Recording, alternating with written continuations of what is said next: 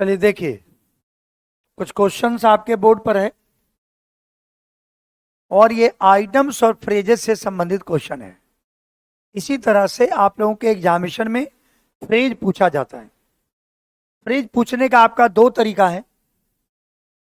एक तो पूछेगा आपको कि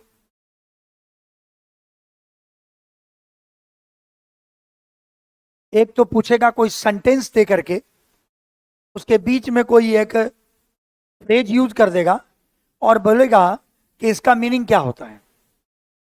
और दूसरा ऐसा ही पूछ सकता है कि डायरेक्ट कोई एक फ्रेज दे दिया और उसको कहेगा उसका मीनिंग क्या होता है ये बताइए। तो सबसे पहला जो आपका यहां फ्रेज है, कहता है one who is out going. ऐसा व्यक्ति जो आउट गोइंग है।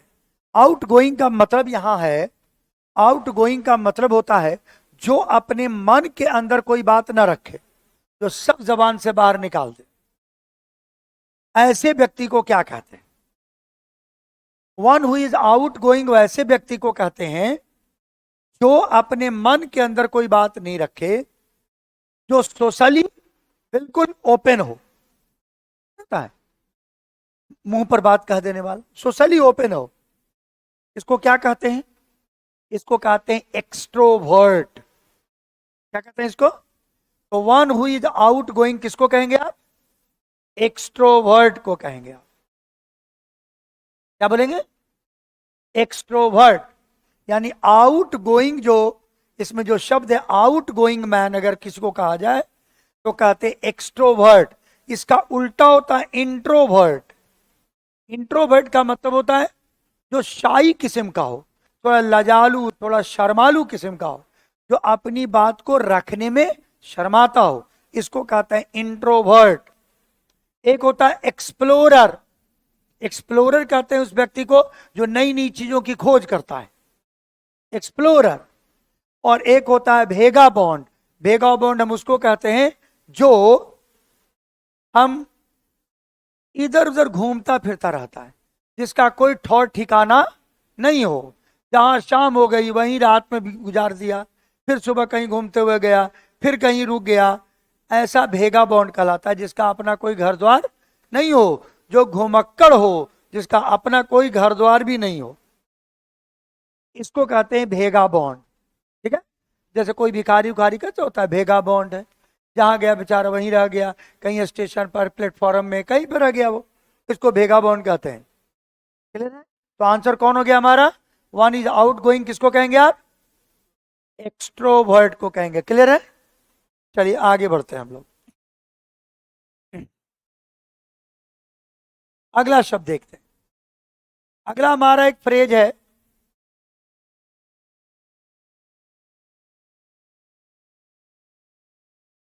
एक फ्रेज है हमारा to jump on the band wagon.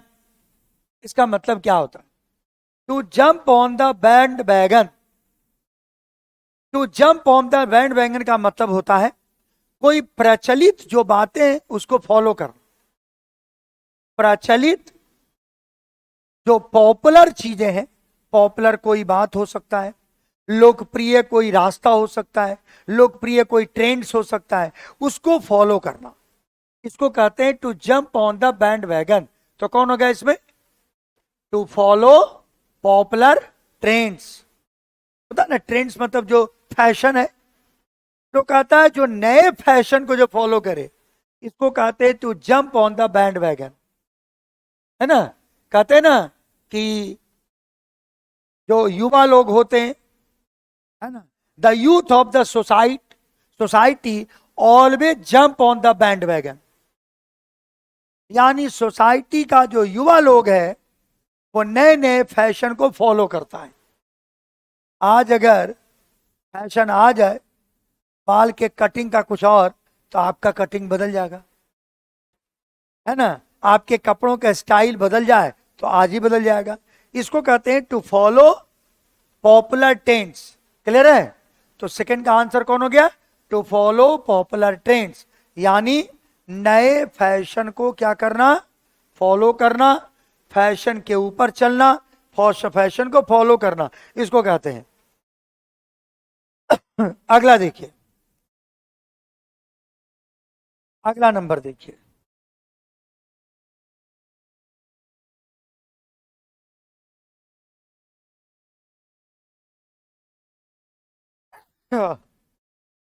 इसमें एक सेंटेंस दिया गया है, एक सेंटेंस दिया हुआ है,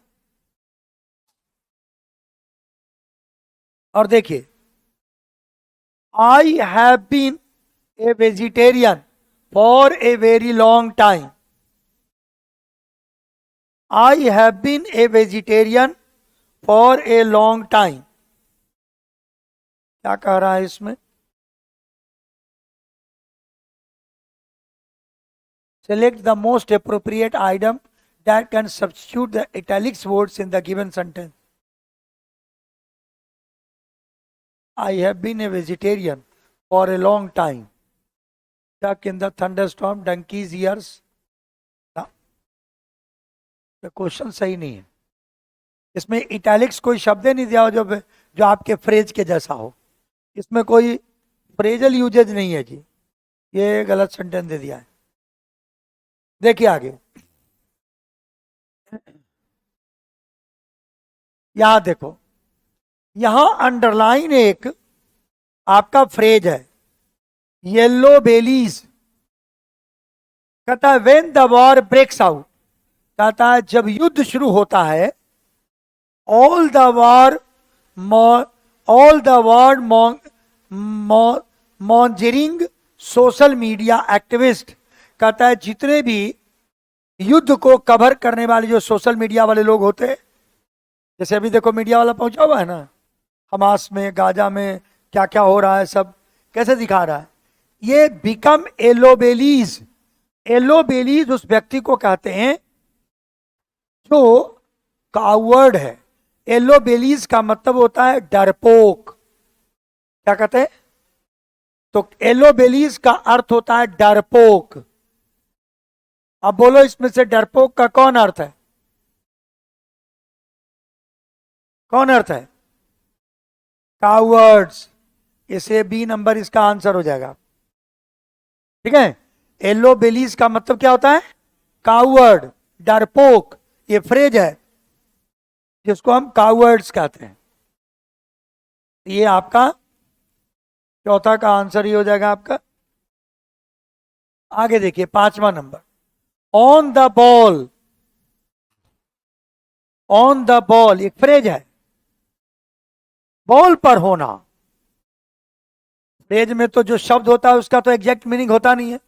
जैसे हिंदी में कहते हैं दाल में काला होना, इसका मतलब ये नहीं कि दाल है वहां, दाल का मीनिंग नहीं है वहां। ठीक वैसे ही ऑन द बॉल का जो अर्थ है, इसमें बॉल का इसमें मीनिंग नहीं है। तो हम during a bad job, doing a bad job, to be alert, to be lazy, doing an average job. अब कहता है ऑन द बॉल। चलो मान लो आपको कोई आदमी बॉल पर खड़ा कर दे, बोले इस बॉल पर खड़ा हुई है, तो आपको बैलेंस बनाने के लिए क्या करना पड़ेगा? सतर्क रहना पड़ेगा। आप कोई बॉल पर ऐसे खड़ा होकर के बैलेंस बनाए तो वो सतर्क रहना पड़ेगा कि नहीं बैलेंस के लिए? तो ऑन द बॉल का मतलब ही होता है अलर्ट होना, सतर्क होना। तो ऑन द बॉल का अर्थ क्या होता है? बॉल पर होना, मतलब सतर्क होना। जैसे कहते हैं when I reach there I was on the ball. जब मैं वहां पहुंचा मैं बहुत सतर्क था। ठीक है। जैसे मान लो कहीं ऐसे जगह पर गए हैं जहां खतरा हो सकता है ना, तो कहते हैं I was standing and I was on the ball. मैं खड़ा था और पूरी तरह से सतर्क था, तो आई वॉज ऑन द बॉल, है ना। When I saw a tiger open in the space I was on the ball. जब मैंने एक ओपन स्पेस में मैंने एक टाइगर को देखा तो मैं क्या हो गया? अलर्ट हो गया। तो ऑन द बॉल का मतलब क्या हो गया आपका? To be alert. क्लियर है? हम समझा भी दे रहे हैं आपको, आपको क्लियर हो जाएगा। तो ऑन द बॉल का अर्थ हो गया आपका alert. A skeleton in the cupboard, skeleton समझते हैं क्या कहलाता है स्केल्टन? स्केल्टन मतलब होता है कंकाल। स्केल्टन का मतलब कंकाल। कंकाल का मतलब है जैसे हम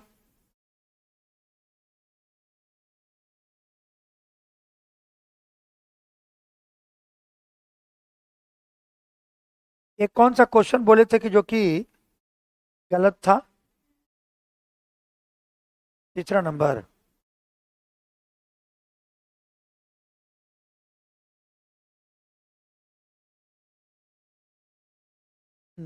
वो गलत है, मेरे वाला अभी भी गलत है।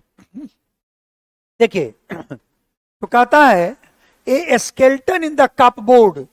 कपबोर्ड कहते हैं जहां पर कोई सामान में रखा था, कपबोर्ड। जैसे कोई कपड़े उपड़े रखते हैं कपबोर्ड में, है ना? ये एक आलमीरा है, जो बंद आलमीरा जो होता है लकड़ी का बना हुआ, उसको कपबोर्ड कहते हैं। और स्केल्टन कहते हैं नरकंकाल को, हड्डियों का ढांचा को स्केल्टन कहते हैं। तो ए स्केल्टन इन द कपबोर्ड, यानी एक कपबोर्ड में क्या है हमारा, एक स्केल्टन है, यानी उसमें कंकाल है।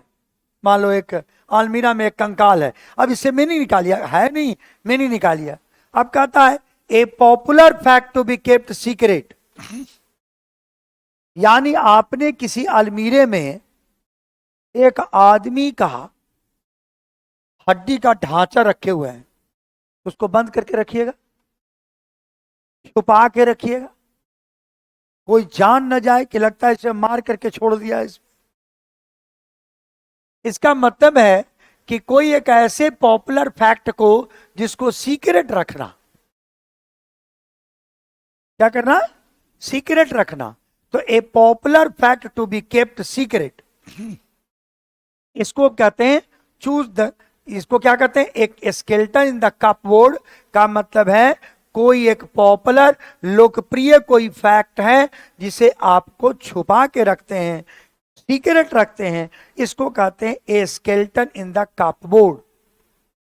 मान लो कोई मामला आप छुपा के रखे हैं, कहते हैं तुमने ये बात बताया नहीं था, it was just a skeleton in your cupboard, ये तो स्केल्टन था इन योर कपबोर्ड, ये तो एक सीक्रेट मामला था जो तुमने छुपा के रखा। तो इसी को कहते हैं a popular fact to be kept secret. Phrase थोड़ा याद रखना पड़ता है। Fly into a passion, passion समझते हैं? पैशन मतलब, पैशन का मतलब होता है जो हमारी इच्छा है, पैशन है हमारा, जुनून है किसी चीज को प्राप्त करने के, मेरा पैशन है, पैसा कमाना मेरा पैशन है, सफलता मेरा पैशन है। पैशन में जुनून जिसको कहते हैं, पैशन है, इच्छा है, इसको कहते हैं passion.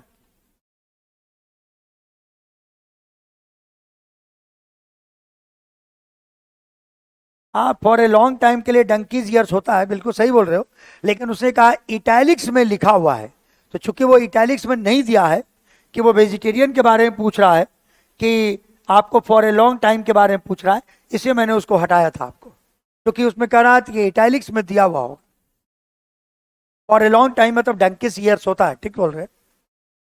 Fly into a passion का मतलब क्या है, कहता है सेलेक्ट द मोस्ट, कहता फ्लाई इनटू ए पैशन, तो क्या होना, कहता टू बिकम एग्रेसिव ऑफन, कहता हमेशा एग्रेसिव होना, टू बिकम एंग्री सडनली, यही आंसर होगा। फ्लाई इनटू अ पैशन, कहता अपने पैशन के प्रति बहुत ज्यादा उसकी तरफ झुकाव होना, लेकिन यहां पर चूंकि फ्रेज है तो मीनिंग हो जाएगा आपका टू बिकम एंग्री सडनली, अचानक गुस्सा हो जाना, इसको कहते हैं fly into a passion. Fly into a passion का क्या मतलब हो गया, जल्दी गुस्सा हो जाना, जल्दी गुस्सा हो जाना, इसको कहते हैं to fly into a passion. आगे देखिए, टू स्मेल ए रैट, मान लो कहीं चूहा मर गया हो, घर में कहीं घुस के चूहा मर जाए, क्या होगा? भागेगा। तो देखो स्मेल करना, टू स्मेल ए रैट यानी चूहे के गंध को सूंघना, या वो अर्थ नहीं है। घर में अगर चूहा मर गया हुआ और कहां घुस के वो मर गया हो किसी को पता चलेगा? तो ढूंढते हैं हम। कैसे ढूंढते हैं? हर जगह जा करके सूंघते हैं, यहां ज्यादा महक आ रहा है, लगता है यहीं मरा हुआ है, फिर वहां ढूंढना शुरू करते हैं, करते हैं ना ऐसा। तो स्मेल ए रैट का मतलब है कि किसी सीक्रेट चीज का पता लगाना, इन हो गया, किसी सीक्रेट चीज का जो पता है उसको पता लगाना। तो कैसे?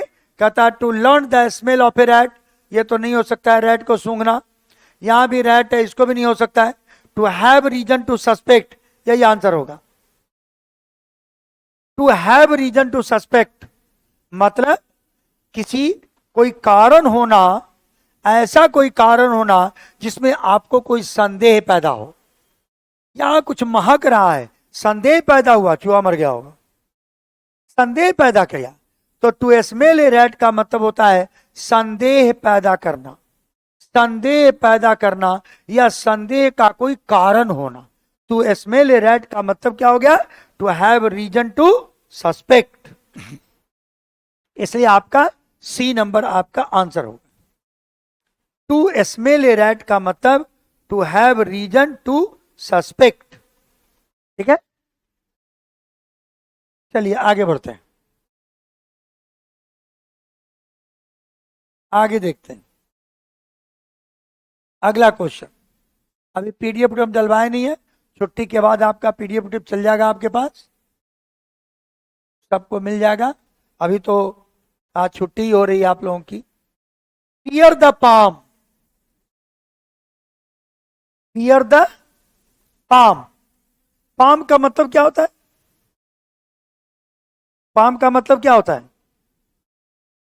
पाम मतलब हथेली, पाम मतलब हथेली। और बियर का मतलब क्या होता है? बियर का मतलब, बियर मतलब बर्दाश्त करना भी होता है, BEAR, बियर मैंने बर्दाश्त करना, टोलरेट करना जिसको आप कहते हैं। तो कहता है बियर द पाम। आप कभी बचपन में टीचर से मार खाई है हथेली पर, डंडे से? और जिसने खाई है और जिसने इस मार को बर्दाश्त कर लिया है वो जीवन में सफल हो जाता है। तो पाम का मतलब हथेली और बियर मतलब बर्दाश्त करना। यहां पर बियर द पाम का मतलब है, हम उसको समझाने का कोशिश कर रहे हैं, हम अपने तरीके से आपको बता रहे हैं, क्योंकि फ्रेज का कोई जो मीनिंग होता है वो होता है, उसके लिए कुछ आप निकाल नहीं सकते। लेकिन हम कह रहे हैं आपको, अगर आपने अपने टीचर के हथेलियों पर मार खा के अगर बर्दाश्त किया है तो समझो आप विनर्स हो जाएंगे, जीवन में आप किसी भी चीज में विजेता हो जाएंगे अगर आपने अपने हथेलियों को, यानी हथेलियों से काम भी होता है, और काम मेहनत किया आपने, और मेहनत में हाथ में दर्द होने लगा, आपने उस दर्द को बर्दाश्त किया है, तो समझो आप क्या हो जाएंगे? विनर हो जाएंगे। तो हो गया आपका answer number A. To be a winner इसको कहते हैं bear the palm. To lose the game नहीं होगा, टू एडवोकेट पीस नहीं होगा, टू ब्रिंग जॉयफुल न्यूज नहीं होगा। टू लूज ए गेम का मतलब कोई गेम को लूज कर जाना, एडवोकेट पीस का मतलब है शांति की वकालत करना, टू ब्रिंग जॉयफुल न्यूज कहता है बड़ा ही प्रसन्नतापूर्ण कोई समाचार लाना। ये तीनों में से कुछ भी नहीं होगा। बियर द पाम का मतलब होता है टू बी विनर, यानी सफलता प्राप्त करना, या आप कह सकते हैं विनर होना, यानी विजेता बनना। तो बियर द पाम मतलब विजेता बनना। मतलब आप ऐसा कहो, if you tolerate your hardships, sentence हम कह रहे हैं, if you tolerate your hardships you will be, है ना, if you beer the palm you will be A winner. है ना। If you tolerate your hardship you can bear your palm, मतलब आप एक विनर हो सकते हो। तो बियर द पाम का मतलब होता है सफल होना या सफलता प्राप्त करना, ऐसा होता है। कट ए पुअर फिगर, मान लो कट मतलब यहां पर काटना से नहीं है, कट का मतलब यहां पर दिखाई पड़ने से है, मालूम पड़ने से है, जान पड़ने से कट का मतलब है यहां। तो कट का मतलब यहां दिखाई पड़ने से अगर करो कट, तो कट अगर हम दिखाई पड़ने से बात करें तो जरा देखिए क्या हो जाएगा। कट ए पुअर फिगर, यानी एक ऐसा व्यक्ति जिसका पहनावा ओढ़ावा ऐसा हो जो देखने से ही गरीब मालूम पड़ रहा हो, यानी उसका बाहरी जो स्वरूप है वो गरीब जैसा दिख रहा है, यानी उसके पहनावा से, उसके बॉडी से कि वो गरीब के जैसा दिख रहा है कि इसके पास कुछ नहीं है। इसको to cut a poor figure मतलब हो गया to put a good impression, नहीं हो सकता है। बैड फिजिकल फॉर्म नहीं है, to put a bad impression, to put a bad impression यही होगा। To in a poor state ये भी नहीं होगा। तो to cut a poor figure मतलब है to put a bad impression. जैसे आप कहीं पर जाते हैं, कुछ बात करते हैं, किसी से व्यवहार करते हैं, किसी से बोलते हैं, और अगर आपने उसके ऊपर गलत प्रभाव स्थापित कर दिया, गलत प्रभाव उसके ऊपर डाला है, तो इसको कहते हैं you cut a poor figure, यानी आपने अपना जो व्यक्तित्व उसके सामने पैदा रखा वो कैसा था, बैड इंप्रेशन जमाया आपने। इसको कहते हैं to put a bad impression. Cut a poor figure का मतलब क्या हो गया, to put a bad impression, ऐसा बात हम करें। ठीक है, इसमें आंसर हो जाएगा आपका सी नंबर आंसर। ऑनलाइन वाले बच्चे आंसर करते चलिएगा, भी आप लोग भी आंसर देखिएगा।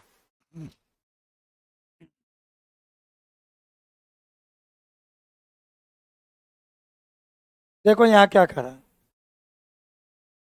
देखना। I know she really wants the promotion, कहता है मुझे पता है कि उसे क्या चाहिए, वह क्या चाहती है, मुझे पता है कि वह प्रमोशन चाहती है, जॉब वॉब कर रही हो उसमें प्रमोशन चाहती है। But she really hit me below the hand by telling the boss about my personal problems, कहता है मुझे पता है कि उसे प्रमोशन चाहिए, लेकिन बॉस के सामने जब वो गई तो मेरे बारे में उसने जो उससे प्रॉब्लम डिस्कस किया, मेरा पर्सनल प्रॉब्लम उससे डिस्कस कर दिया। मतलब अपना इंप्रेशन जताने के लिए दूसरे के बारे में कुछ गड़बड़ सड़बड़ दे दिया, हमारा कुछ पर्सनल प्रॉब्लम डिस्कस कर दिया ताकि बॉस खुश हो जाए और उसे प्रमोशन दे दे। समझ गए? तो अर्थ क्या निकला आपका।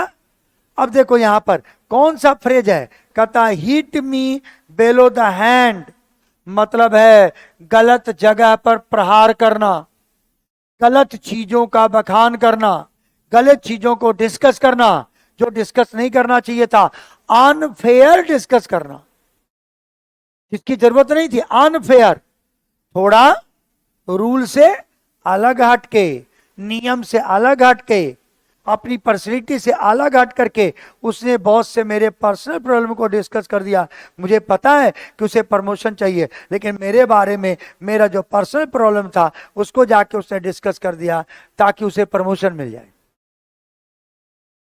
है ना। मान लो उसका प्रमोशन होने वाला हो, मेरा प्रमोशन होने वाला है, और आप गए बॉस के पास, बोले वो तो जानते हैं मैंने आपने मेरे बारे में कुछ शिकायत कर दी ताकि मेरा प्रमोशन रुक जाए और आपको अच्छा कहे आपका प्रमोशन हो जाए। इसको कहते हैं hit me bellow the hand. इसी को एक और भी फ्रेज होता है जिसको कहते हैं hit me bellow the belt, यही चीज है, hit me bellow the belt. जैसे मान लो दो आदमी के बीच में कुश्ती हो रही है, आप देखोगे कुश्ती में एक नियम है कि आप कमर से नीचे के भाग में प्रहार नहीं कर सकते, मार नहीं सकते, कुश्ती का एक नियम है कि कमर जहां बेल्ट बंदी है उसके नीचे का जो हिस्सा है उसमें आप प्रहार नहीं कर सकते, पैरों पे कर सकते, कमर से नीचे का हिस्सा आप समझ रहे हो, जो बहुत नाजुक हिस्सा है हमारा, उसमें आप प्रहार नहीं कर सकते। तो hit bellow the belt, hit bellow the belt का मतलब होता है गलत पोजीशन में, गलत जगह पे या अनफेयर काम करना, यानी प्रतिद्वंदिता में गलत जगह पे हिट करना, गलत प्रहार करना, उसी को कहते हैं हिट बेलो द बेल्ट, यानी गलत जगह पर प्रहार करना, यानी गलत चीजों को डिस्कस करना भी कहते हैं। तो hit me bellow the hand का यही अर्थ यहां पर भी है, hit me bellow the belt, क्योंकि हिट मी द ब्रिक्स हो नहीं सकता है, hit me bellow the books नहीं हो सकता है, hit me bellow the bottle नहीं हो सकता है। तो उसका अर्थ क्या हो गया, hit me bellow the belt. अच्छा, ये भी फ्रेज है और ये भी फ्रेज ही है, वो भी फ्रेज है, ये भी फ्रेज है, एक दूसरे का पर्यायवाची फ्रेज है। इसी आंसर नंबर हो गया ए नंबर। तो मुन्ना कुमार सही बोल रहे हो, आंसर नंबर ए आपका करेक्ट है। चलिए आगे बढ़ते हैं हम लोग।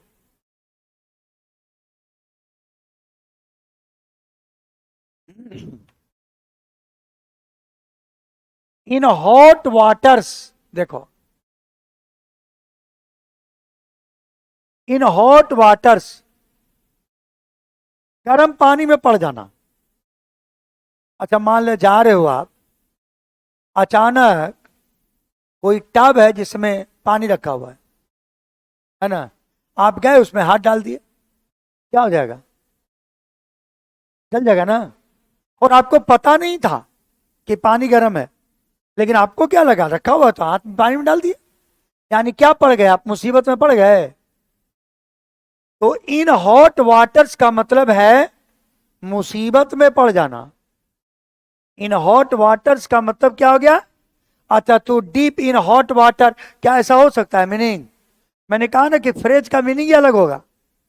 To be in a hot climate गलत है, टू बी इन ट्रबल होगा ना, तो क्या हो गया, मुसीबत में पड़ जाना। अच्छा, टू फील रिलैक्स, ये तो हो ही नहीं सकता है, गर्म पानी में पड़ जाना, तो कभी रिलैक्स हो जाना तो नहीं कर सकते। तो आपका आंसर कौन हो गया, टू बी इन ट्रबल, मतलब किसी समस्या में, किसी उलझन में पड़ जाना, किसी परेशानी में पड़ जाना, इसको कहते हैं to be in hot waters.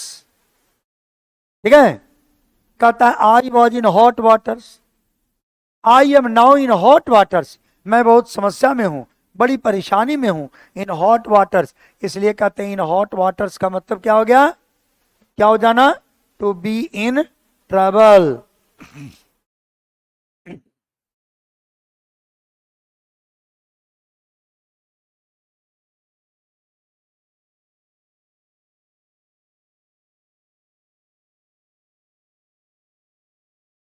देखिए आगे देखिए, the young boy was born with a silver spoon in his mouth, कहता ये जो युवा लड़का है ये मुंह में चांदी का चम्मच लेकर पैदा हुआ है।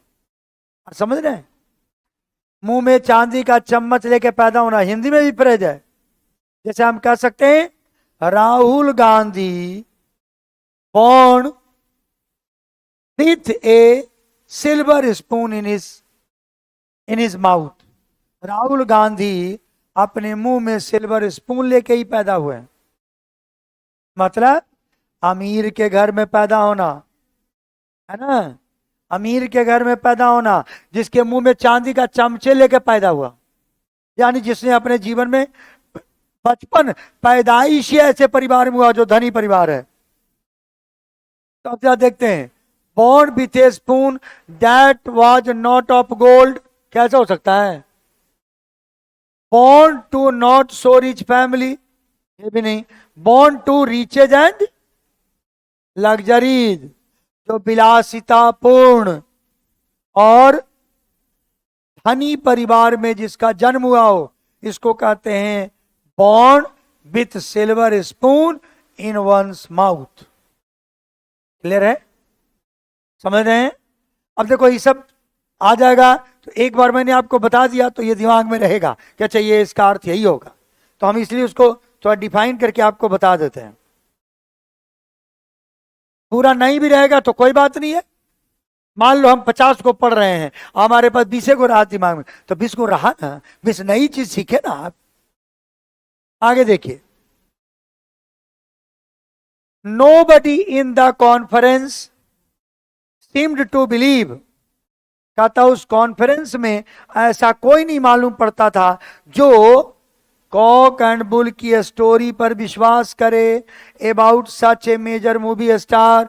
कहता इतने बड़े मेजर मूवी स्टार के कॉक एंड बुल स्टोरी को वो क्या करे, कॉक एंड बुल स्टोरी पर विश्वास करे। कॉक एंड बुल स्टोरी कहते हैं झूठी कहानी, मन गढ़ंत कहानी, इसको कहते हैं cock and bull story. Cock मने मुर्गा और बुल मने साढ़, कहता मुर्गा और साढ़ की कहानी, कॉक एंड बुल स्टोरी, इसको कहते हैं मन गढ़ंत कहानी, काल्पनिक कहानी जिसका रियलिटी से कोई दूर दूर तक रिश्ता नाता नहीं है, इसको कहते हैं। फैक्चुअल स्टोरी कहेंगे क्या? नहीं कहेंगे। इंटरेस्टिंग स्टोरी नहीं कहेंगे। सिक्रेटिव स्टोरी नहीं कहेंगे। वाइल्डली एग्जैगरेटेड ऑफ फॉल्सीफाइड स्टोरी, बहुत अधिक बढ़ा चढ़ा करके जो झूठी कहानियां, मनगढ़ंत जो झूठी कहानी जिसने बढ़ा चढ़ा करके कहा। बोला हमारे दादाजी के पास एगो इतना लंबा बांस था कि जब बरसात के दिन में वर्षा नहीं होता था तो दादाजी जाते थे, अब बादल में नीचे से ही ऐसे हुर देते थे तो पानी पड़ने लगता था। इसी को कहते हैं कॉक एंड बुल स्टोरी। तो दूसरा एक बच्चा बोला कि जानते हो मेरे दादाजी के पास इतना बड़ा एक दलान था, गांव में दलान होता है ना, इतना बड़ा दलान था जिसमें 1 लाख आदमी बैठ करके खाना खा सकता था। बोला अच्छा, इतना बड़ा दलान था? बोला हाँ। तो दूसरा का बोला मेरे दादाजी के पास इतना लंबा बांस था कि नीचे से हुर देते पानी पड़ता था। दूसरा का पूछा क्या चाहिए जो, तो तुम्हारे दादाजी बसवा रखते कहाँ थे? बोले तेरे ही दादाजी वाला दलान में, जहां 1 लाख आदमिया बैठ के खाता था। इसको कहते हैं कॉक एंड बुल स्टोरी, इसी को कहते हैं मनगढ़ंत। ऐसी कहानी मनगढ़ंत, मनगढ़ंत तो सब कहानी है, लेकिन ऐसी कहानी मनगढ़ंत जिस पर विश्वास भी ना हो, इसलिए शब्द लिखा हुआ है एग्जैगरेटेड, बढ़ा चढ़ा के कही गई कहानी, इसलिए वाइल्डली एग्जैगरेटेड और फॉल्सीफाइड स्टोरी। इसे आंसर नंबर हो जाएगा डी। पीडीएफ नहीं मिलेगा सर? हाँ मिलेगा, छुट्टी बाद पीडीएफ, छुट्टी बाद सब लोगों को पीडीएफ छुट्टी बाद आपको मिलेगा। जब हम डिस्कस कराएंगे पीडीएफ को छुट्टी के बाद, या पीडीएफ ऑनलाइन हम डलवा देंगे आप लोगों को। पीडीएफ तो ऑनलाइन वाले को डाला जा सकता है, लेकिन वो भी रुकिए, अभी छुट्टी उट्टी में कहा अभी। आगे देखिए, the game is now in full swing, कहता गेम जो है पूरे स्विंग पर है, यानी पूरे मोशन में है, एकदम फुल स्विंग में है। स्विंग किसको कहते हैं? कोई चीज घूमता है, तो घूमता है जब तेजी से तो कहते हैं स्विंग होना। जैसे कोई बॉलिंग कर रहा, कहता है उसका बॉलिंग जब पूरा स्विंग कर रहा है, स्विंग मैंने टर्न करना। तो ये जो गेम जो है अपने पूरे स्वभाव पर है। The game is now in full swing, कहता very active, playing on swings, on the swings नहीं होगा, वेरी अनइंटरेस्टिंग नहीं होगा, वेरी पैसिव, क्या होगा? Very active. The game is now in full swing, यानी the game is now very active, बिल्कुल एकदम फुल स्विंग में, मतलब काफी एक्टिव है, एकदम चल रहा है। जैसे अभी ऑस्ट्रेलिया का जो मैच हुआ अफगानिस्तान के साथ, तो क्या था बैटिंग? कहता है वो मैक्सवेल की बैटिंग गेम में क्या थी? The Maxwell was in his full swing. Maxwell अपने पूरे स्वभाव पर था, मतलब पूरे एक्टिव था वो। उस दिन वो सोच के आया था क्या, तो देखो जरा मैच हारा हुआ मैच ऑस्ट्रेलिया जीत गया, और ये जीता मैच कैसे हार गया। इसलिए भी कहा जाता है जीवन में आप सफलता चढ़ रहे हैं, और जब आप बिल्कुल मुकाम पर पहुंचने लगते हैं तो भी कभी कभी होता है कि हिम्मत हार जाते हैं। अब बस 2 ही सीढ़ी बाकी था, 4-5 सीढ़ी बाकी था छत पर पहुंचने में, वहीं बैठ गए, बोला अब हम नहीं जाएंगे। अब बस 3 ही सीढ़ी आ गया था सफलता के लिए। तो जब आप जीवन में थक जाओ तो समझ लो अब आपकी सफलता नजदीक आने वाली है, क्योंकि बस 2-4 कदम आगे चलो तो सफलता सामने दिख जाएगी। आपको वहां छोड़ना नहीं है, क्योंकि यहीं पर लोग थकते ज्यादा हैं, और थोड़ा सा और मेहनत कर देते तो पार निकल जाते। यहीं लोग उबते हैं, अब हमसे नहीं होगा ना ना, अब तो 4 कदम तो बाकी था। जैसे कभी अगर तुमको बाबा धाम की यात्रा आपने पैदल की होगी कभी, या करोगे कभी, तो देखोगे एकदम पूरे जोश में चल रहे हैं, एकदम बाबा के मंदिर के पास पहुंच के नंबर लाइन है, अब लाइन में खड़े हो गए, अब 1 किलोमीटर से लाइन लगा हुआ है, लाइन में खड़े हो गए, अब थक गया, बोला बाप रे बाप बहुत मुश्किल है, अब तो हम नहीं जा सकते। पता चला थोड़ा देर और रुक जाते, आधा घंटा तो चढ़ा ही लेते जाल, 1 घंटा रुक जाते चढ़ जाता, क्योंकि आप 105 किलोमीटर की यात्रा करके पहुंचे थे, बस 1 किलोमीटर और जाना था और आप उब गए। जल वहीं बाबा जी को यहीं से गिरा दिया, बाबा अब नहीं जाएंगे, उब गए। अक्सर सफलता में ऐसा ही होता है, हम लास्ट मोमेंट पर जाके उबते हैं और थकते हैं, इसे अंतिम मोमेंट पर उगना और थकना नहीं होता है। यही कारण है कि अंतिम मोमेंट पर ही जाकर के क्लास में बच्चों की संख्या घटने लगती है, क्योंकि वो फुल स्विंग पर जब पहुंचता है उसके पहले ही उब जाता है, और इसलिए वो सफलता से दूर रह जाता है। चलिए 15 तक तो आज यहीं तक कराते हैं आप, है ना। 15 क्वेश्चन ही आज हम आपको कराते हैं, और उसके बाद आज हम छोड़ देते हैं आपको। इसके बाद हम लोग छुट्टी के बाद हमारी और आपसे मुलाकात होगी। तब तक के लिए आप लोगों को दीपावली की, भाई दूज की, है ना, चित्रगुप्त पूजा की, गोवर्धन पूजा की और छठ पूजा की, इतने सारे जो पर्व हैं इस बीच में, उनकी ढेर सारी बधाई आप लोगों को। आप मस्ती से पूजा कीजिए, है ना।